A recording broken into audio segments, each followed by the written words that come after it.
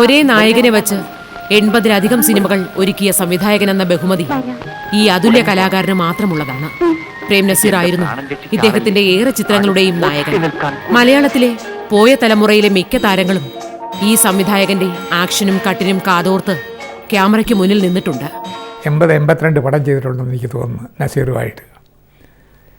ഇദ്ദേഹമായിട്ട് ഒരു 10-15 പടത്തിൽ കൂടുതൽ ഇത് ചെയ്തിട്ടുണ്ടെന്ന് തോന്നുന്നു. ഈ നസീർ സാറിൻ്റെ കണക്കുകൂട്ടലിൽ തന്നെ ആണ് പാസി സാറും ഉള്ളത്.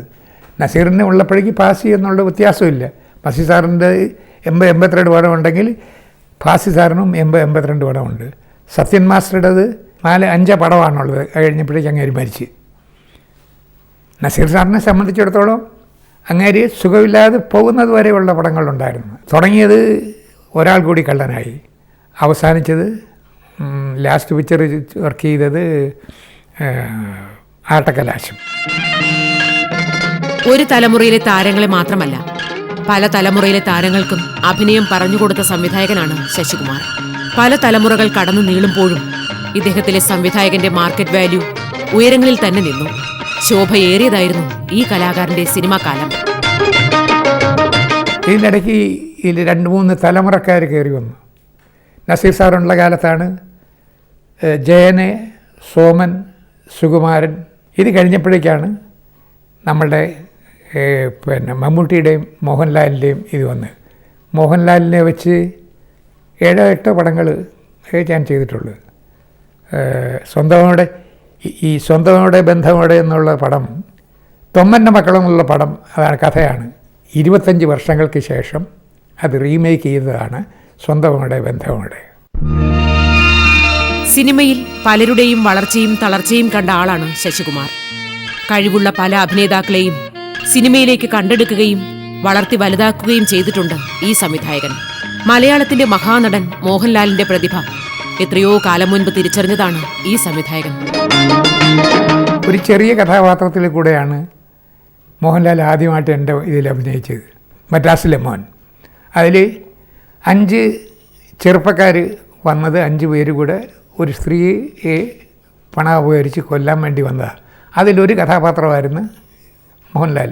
അത് എന്തുകൊണ്ടാണ് അങ്ങനെ വളർന്നു കയറിയെന്നുള്ളത് എന്നെ സംബന്ധിച്ച് പറയുകയാണെങ്കിൽ ദൈവം സത്യം പറഞ്ഞാൽ അങ്ങനെ വളർത്തുകയായിരുന്നു. മോഹൻലാലിൻ്റെ കാര്യത്തിൽ മാത്രമല്ല, ഞാൻ സിനിമയിൽ 1945 വന്നത്. ഈ കാലഘട്ടത്തിനിടയ്ക്ക് വന്നിട്ടുള്ള വളർച്ചയുടെയും തളർച്ചയുടെയും ചിത്രങ്ങൾ അഭിനേതാക്കളുടേതും ടെക്നീഷ്യൻസിൻ്റെതും നിർമ്മാതാക്കളുടെ എൻ്റെ കൺമുൻപിലുണ്ട്. സാമ്പത്തികമായിട്ട് ഒരിക്കലും പ്രതീക്ഷിക്കാത്ത വിധത്തിൽ ഫെയിലിയറായിട്ട് തലകുനിച്ച് വന്നിരിക്കുന്ന നിർമ്മാതാവിൻ്റെ കോൾ ഷീറ്റ് കൊടുത്തിട്ട് പണം മാറുപാടിലേക്ക് നിന്ന് കടം മേടിച്ച് കൊടുത്ത് 2ാമത് പടം എടുത്ത് രക്ഷപ്പെടുത്തിയ ഇത് നസീറിൻ്റെ ചരിത്രത്തിൽ എനിക്കറിയാം, എനിക്ക് നേരിട്ടറിയാം. വളർച്ചയ്ക്ക് ഒരു കാലത്ത് ഇവർ കൂടെ സഹായമായിരുന്നു. അവരാണ് ഇന്ന് തകർന്നിരിക്കുന്നത്. അവരെ രക്ഷപ്പെടുത്തേണ്ടത് നമ്മുടെ ആവശ്യമാണ്, നമ്മുടെ ധർമ്മമാണെന്ന് ഇത് ചെയ്തിട്ടാണ് പഴയ ആളുകൾ ചെയ്തിരുന്നത്. ഒരു വർഷം 15ഓളം സിനിമകൾ സംവിധാനം ചെയ്ത് ലോക റെക്കോർഡിട്ട ഈ കലാകാരൻ ഒരു ദിവസം തന്നെ 3 സിനിമകൾ വരെ സംവിധാനം നിർവഹിച്ചിട്ടുണ്ട്. സിനിമയ്ക്ക് വേണ്ടി എന്ത് ത്യാഗം സഹിക്കാനും എത്രത്തോളം കഷ്ടപ്പാട് സഹിക്കാനും ഈ മനുഷ്യൻ ഒരുക്കമായിരുന്നു. സിനിമയോട് മാത്രമായിരുന്നില്ല, സിനിമയിൽ തനിക്കൊപ്പം നിൽക്കുന്നവരോടും ശശികുമാറിന് സ്നേഹവും ആത്മാർത്ഥതയും ഏറെയായിരുന്നു. ഒരു ദിവസം 3 പടം ചെയ്തിട്ടുണ്ട്. 7 to 1, 2 to 9, 10 to 5, 3 പടം ചെയ്തിട്ടുണ്ട് ഒരു ദിവസം കണ്ടിന്യൂസ് ആയിട്ട്. ഇവിടെ എല്ലാം മിടുമിടുക്കന്മാരായ എൻ്റെ അസിസ്റ്റൻസ് ഉണ്ടായിരുന്നു. എന്നെക്കാൾ കംപ്ലീറ്റ് തറവായിരിക്കും അന്ന് എടുക്കുന്ന സീൻ, അന്ന് എടുക്കുന്ന ഷോട്ട്സ് എന്നെക്കാൾ തറവായിരിക്കും. അവർക്ക് എല്ലാ സ്വാതന്ത്ര്യങ്ങളും ഞാൻ കൊടുത്തിരുന്നു. അവരെ വഴക്ക് പറയാനോ ആട്ടുകയോ ചീറ്റുകയോ ചെയ്യാനൊന്നും ഞാൻ ഒരിക്കലും സമ്മതിച്ചിട്ടില്ല. അതുകൊണ്ട് എന്നെക്കാൾ വലിയവന്മാരായി വളരണമെന്നുള്ള ആഗ്രഹവും പ്രാർത്ഥനയും എനിക്കുണ്ടായിരുന്നു. അവരിൽ പലരും മിടുമിടുക്കന്മാരായി വന്നു. സിനിമയിൽ ശശികുമാറിന്റെ ജീവിതം ഏറെക്കാലം ഭാഗ്യങ്ങളുടെയും വിജയങ്ങളുടെയും വഴിയിലൂടെയായിരുന്നു. കൃതാർത്ഥനാണ് ഈ കലാകാരൻ. സിനിമ വിട്ടുനിൽക്കുന്ന ഈ കാലത്ത് ഒരു വലിയ സങ്കടം മാറ്റി നിർത്തിയാൽ കുടുംബമെന്ന സ്നേഹസദനത്തിൽ സന്തോഷങ്ങൾ അനുഭവിച്ചു തന്നെ ജീവിക്കുകയാണ് ശശികുമാർ. വീട്ടുകാരത്തിയുടെ മരണം കഴിഞ്ഞപ്പോഴേക്ക് അതിൽ ഏറ്റവും കൂടുതൽ ഇൻസ്പിറേഷൻ അവരായിരുന്നു എനിക്ക് ഉണ്ടായിരുന്നത്, വലിയ സപ്പോർട്ട്.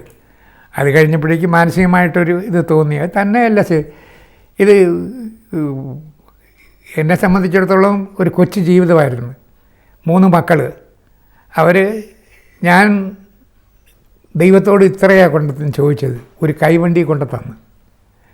എൻ്റെ മക്കളെ അവരെ ഞാൻ ഒരിക്കലും പ്രതീക്ഷിക്കാത്ത വിധത്തിലുള്ള രംഗങ്ങളിൽ കൊണ്ടെത്തിച്ച്. ഇപ്പോൾ ഞാൻ താമസിക്കുന്നത് എൻ്റെ മൂത്ത മകൾ ഡോക്ടർ ഉഷ തോമസിൻ്റെ കൂടെ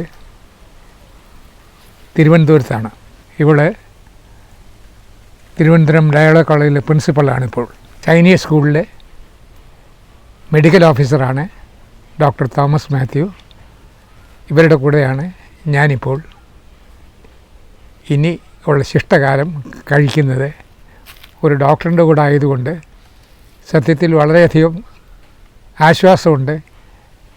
ഒരു ജലദോഷം വന്നാൽ പോലും പെട്ടെന്ന് മരുന്ന് കിട്ടാറുണ്ട്. മറ്റവളാണെങ്കിൽ ഒരു അധ്യാപികയെ പോലെയാണ്, ഒരു തുരുമ്പ് പോലും വീട്ടിൽ കിടക്കാനായിട്ട് സമ്മതിക്കാതെ വളരെ സ്ട്രിക്റ്റായിട്ട് കൊണ്ടു കിടക്കുകയാണ്. ഞാൻ പലപ്പോഴും ഇരുന്ന് ആലോചിക്കാറുണ്ട്, എൻ്റെ ശൈശവകാലം എനിക്ക് വീണ്ടും കിട്ടിയിരിക്കുകയാണ്, പ്രത്യേകിച്ച് എൻ്റെ മകളുടെയും മരുമകൻ്റെയും തമ്മിൽ.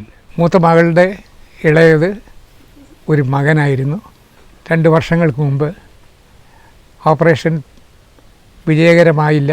അതിനെ തുടർന്നുണ്ടായ അസുഖങ്ങളിലോടുകൂടി അവൻ മരിച്ചു. മകള് ക്യുവറ്റിലാണ്. അവൾ ബ്രിട്ടീഷ് സ്കൂളിലെ അധ്യാപകയാണ്. ഭർത്താവ് റോബിൻ ജോൺ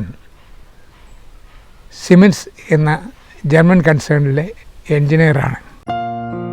ഇന്നലെയുടെ സിനിമാക്കാരൻ ഇവിടെ ഇന്നിന്റെ കാഴ്ചകൾക്കൊപ്പം തന്നെ സ്മൃതിമധുരമായ സിനിമാകാലവും മനസ്സിൽ നിറച്ചു വയ്ക്കുന്നു. പണ്ടത്തെ സിനിമാ കാര്യങ്ങൾ ഈ മനസ്സിൽ റീവൈൻഡ് ചെയ്യപ്പെടുമ്പോൾ അതൊന്നും ബ്ലാക്ക് ആൻഡ് വൈറ്റ് ചിത്രങ്ങളല്ല, അതെല്ലാം കളർ ചിത്രങ്ങൾ തന്നെയായിരുന്നു. എനിക്ക് വയസ്സ് 84.